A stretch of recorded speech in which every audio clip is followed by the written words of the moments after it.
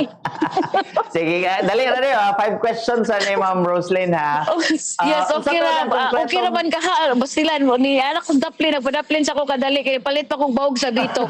Anyway, may gabi sa tanan Bombo Kevin ug may gabi ipod sa tanan naminaw para sa Bombo Radyo Butuan. Ma'am Rose, atong sayron, for the record lang, ang LGU Kabadbaran, unsay pag misanong ba mo aning 4-day work week?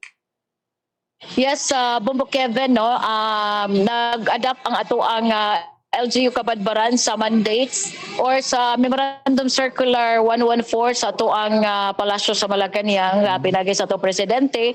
So adopted na po iong gihimo ang ato ang city mayor wherein pa kaganina Bombo Kevin nagpatawag og emergency meeting atong city administrators sa mga department heads and division chiefs since karong adlaw ang ato ang 4-day work week nga implementation musulod bali ang atong mga empleyado 7 o'clock sa morning Bombo Kevin until 6 p.m. no ang duty sa atong mga empleyado sa LGU. Then until Thursday lang ni siya Bombo Kevin.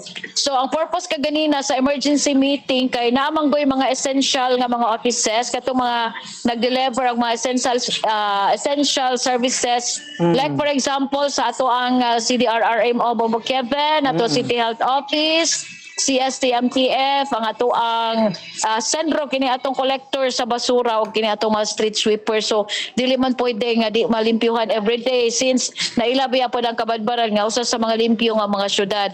So nay adjustment Bombo Kevin, ang purpose kaganina sa meeting identify sa mga essential offices kinsa tong mga empleyado nga kinahanglan gid siya nga 5-day work week Bombo Kevin Monday to Friday ang ilang duty. So identify ni para nga ma-justify po sa to ang HRMO. So sugod na karong adlaw Bombo Kevin. Then gi-emphasize po sa tong city administrator ang energy reservation na yung mga austerity measures Bombo Kevin nga gipatuman since dako pud baya ang madugang nga gasto sa like for example sa crude o sa fuel sa gasolina nato Bombo Kevin is expect nato nga more than 20 pesos ang increase dako na kayo na nga kabahinan pud sa to ang pundo nga makuha unya kay additional man na siya nga galastuhan Bombo Kevin. So mo na nga napag-i-implement ang atong LGU Kabadbaran nga carpool bali kung naay mga tuyo sa Butuan City isahon na siya Bombo Kevin dili na tanang sakyanan sa opisina managan Bombo Kevin. So mao na ang ato ang mga gi-implement karon sa LGU Kabadbaran. Pero ang gawas aning sa social media nato unsa pay dugang pagpaningkamot na bay makapaskil daan ana Ma'am Roslyn nga what if lang wa sila kabalo nga Friday di ay wala nay trabaho dira ang mostly kay na may gyoy uban nagtrabaho pan para Yes. pag disseminate pa ani although nitabang mi karon nga maka-disseminate ta nga inana inyong setup.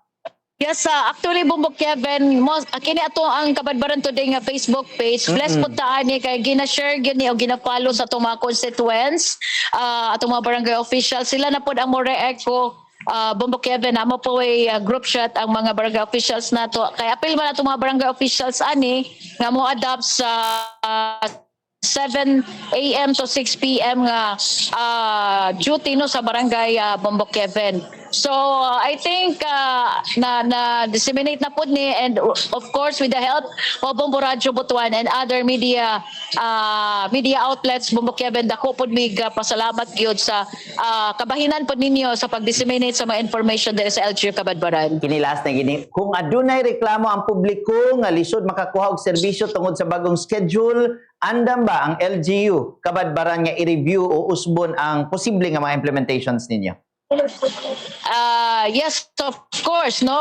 Bombo Kevin, mag-agad man taan pod sa mandato sa ato ang national government kay mandated naamay kakapasyon ato national government pod. Lisod man pod og data mo tuman na Bombo Kevin. So nisunod lang tabat kung naaman gani nga mga kausaban ani Bombo Kevin. So syempre kung unsay makaayo sa katawhan, mao gyud na ang unang lantawon sa atong mga local officials sa Kabadbaran Bombo Kevin. Sige, Ma'am Roslyn, daghan kayong salamat sa kiniang panahon. Although grabe ka hectic ang schedule, at least nakatabang mi ani nga pagpaabot sa information. Salamat kayo, mayong gabi kanimo. Yes, Bombo Kevin, daghang kay salamat. Pasensya na gyud kay naatlan gyud ko na ako diri sa kuan. Mall karon. Daghang salamat mayong gabi kaniyong tanan. God bless. God bless si Ma'am Roslyn Nigsauri, mga kabom.